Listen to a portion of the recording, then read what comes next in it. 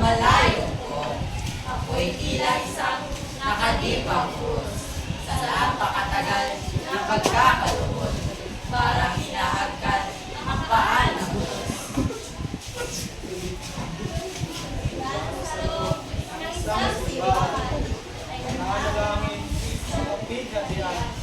Habang ang kandila sa sariling buhay, magdamag na tanong sa aking bibig.